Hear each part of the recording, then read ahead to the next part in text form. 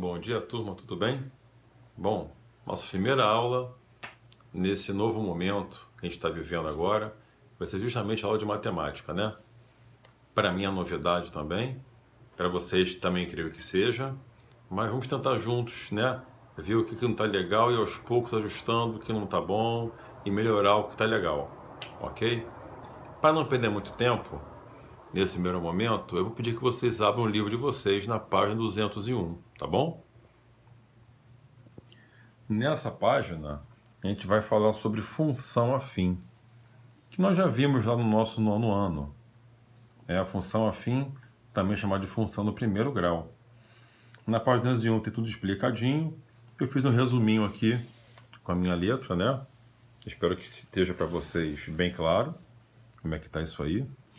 E aí diz aí que a função afim é qualquer função f de R em R dada pela lei de formação, está aqui, f de x igual a x mais b, ou ainda chamar de y igual a x mais b. Não tem nenhum problema chamar de f de x ou de y, porque na verdade o y está em função de x, né? Para saber o valor do y, eu dependo de saber primeiro quem é o x.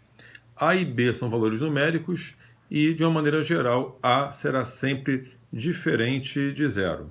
Está aqui, agora eu achei. Bom, a é chamado de coeficiente de x e é a taxa de variação da função. B é o termo independente, chamado também de valor inicial. A sequência fala sobre zero ou raiz da função afim, também chamada de equação no primeiro grau. A raiz de uma função do tipo f de x igual a x mais b é o valor x tal que f de x seja igual a zero. Ou seja, f de x sendo igual a zero, nós teremos que ax mais b também é igual a zero. Então, resolvendo essa equação do primeiro grau que aparece aqui, né? Troca o b de lado, ele fica negativo, o a que multiplica o x passa abaixo dividindo. A gente tem que o x, que será a raiz da equação, equivale ao valor de menos b sobre a.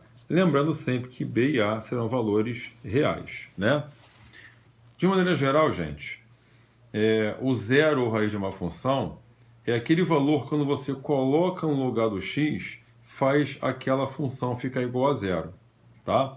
No gráfico, que daqui a pouquinho a gente vai ver, a gente percebe que o zero da função vai ser aquele pontinho da reta x que é cortado pelo gráfico, tá? Aqui dois exemplos do livro, né, de como encontrar a raiz de uma função. Está aqui a função f de x igual a 3x menos 6. Como eu falei antes, eu preciso que essa função seja igual a zero. Então, se a função é 3x menos 6, e eu quero que ela fique igual a zero, eu faço 3x menos 6 igual a zero. Virou uma equação no primeiro grau, e resolvendo essa equação, eu encontro o valor de x igual a 2. Então, 2 é chamado de raiz dessa função f de x igual a 3x menos 6. Notem que se eu puser 2 no lugar do x aqui, eu terei 3 vezes 2, 6. E 6 menos 6 vai dar zero, que é o que representa a raiz de uma função. No segundo exemplo, nós temos aqui g de x igual a menos 5x mais 8. É a mesma coisa. Eu preciso que o g do x fique igual a zero, então eu preciso que o menos 5x mais 8 também fique igual a zero, né? Isolando quem tem x de quem não tem x, terei 5x igual a 8 e, por fim, o x igual a 8 quintos. Nesse caso, então, na função g de x igual a menos 5x mais 8, 8 quintos é a raiz dessa minha função, ok? Bom, vou parar agora nessa parte aqui, falando de tonicidade da função afim, e logo depois eu comento sobre exercícios. Bom, tonicidade da função afim. Nada mais é do que classificar uma função em crescente ou decrescente, tá? Você vai encontrar isso no livro de vocês, na página 205, ok? E aqui também tem um resuminho para vocês, para tentar deixar mais simples a compreensão. Então, a função vai ser crescente ou decrescente, observando só o valor de a.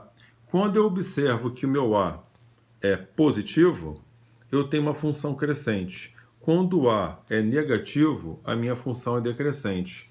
No que vimos há pouco no exemplo, aqui, na página anterior, notem, essa função aqui apresenta o A valendo menos 5. Então, se o A aqui é menos 5, é negativo, essa é uma função decrescente.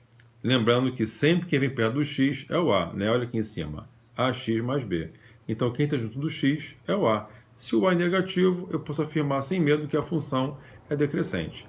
Quando o A é positivo, como nesse caso aqui, eu tenho A valendo 3, eu posso afirmar que a função nesse caso é crescente. Okay? Retornando à tonicidade, então está aqui a explicação, né? Se f de x igual a x mais b, eu posso classificar de crescente quando o coeficiente de x é positivo, ou seja, se A é maior